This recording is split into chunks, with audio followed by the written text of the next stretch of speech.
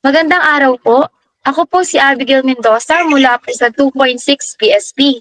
Ngayong araw, atin pong mapapakinggan ang malalim na usapin ukol sa relihiyon. Ano po ang inyong pangalan, Binibini? Ako si Christine Jana Apolinario. Ano po ang kinabibilangan ninyong relihiyon?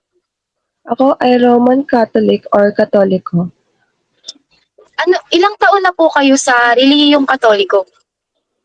Mahigit 20 years na po. Sa pagiging 20 years po na kabilang sa relihiyong Katoliko, sarili niyo po bang desisyon na kayo ay umanib sa relihiyong kinabibilangan ninyo? Opo, dahil simula nung ako ay ipinanganak, ako ay bininyagan bilang Katoliko na mismo po. Kung ngayon pong bibigyan kayo ng pagkakataong magsuri sa ibang relihiyon, gagawin niyo po ba yun o mananatili pa rin po kayo sa relihiyong Katoliko?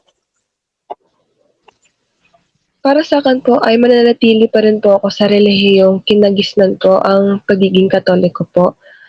At sa tingin ko magkakaroon lang ako ng mga katanungan o kuryosidad sa mga ibang relihiyon. Pero ayun nga, ang aking pipiliin pa rin ay ang pagiging Katoliko.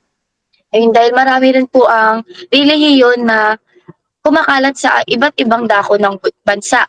Bilang isang Katoliko po, maaari niyo po ba kaming bigyan ng kaunting impormasyon ukol sa kung paano lumaganap ang relihiyong Katoliko? Okay. Ang relihiyong Katolisismo ay nagmula sa Espanya. Nang tayo ay sakupin ng mga Espanyol, bagamat mayroong mga katutubong wika na noon sa ating bansa, mas napasailalim kasi yung ang Katoliko, ang paniniwalang Kristiyano. Ito ay tinatag nung sa Cebu nang bininyagan si Magellan noong 1521. Mula dito at lalo 'tong umiral dahil sa pagsasanib ng simbahan at pamahalaan.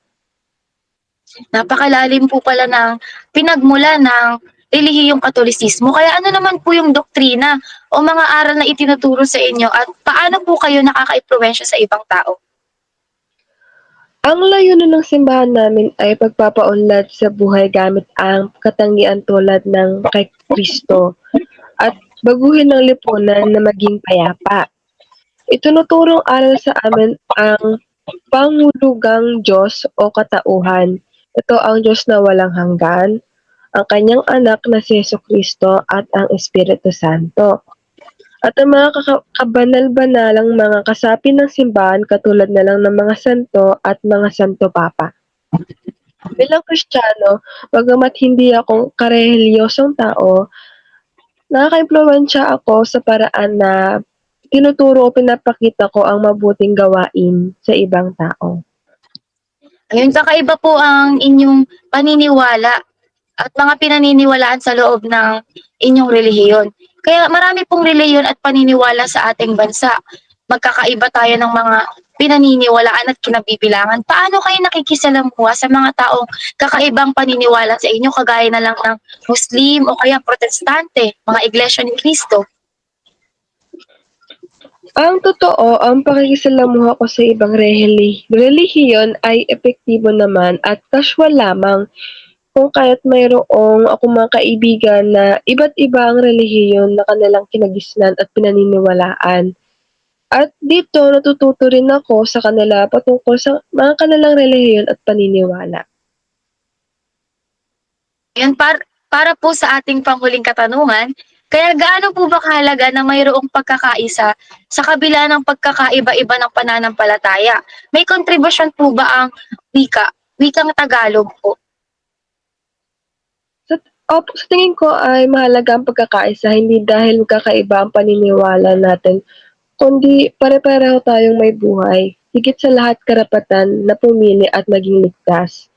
Hindi rason para sa akin ang relihiyon sa malalaking kinakaharap ng lipunan. Oo, may contribution ng wika, napakahalaga ng wika, dahil dito na ipapahayag ng kanya-kanyang relihiyon ang mga aral at persepsyon, istorya kung saan nanggaling ang mga kanilang paniniwala at yun.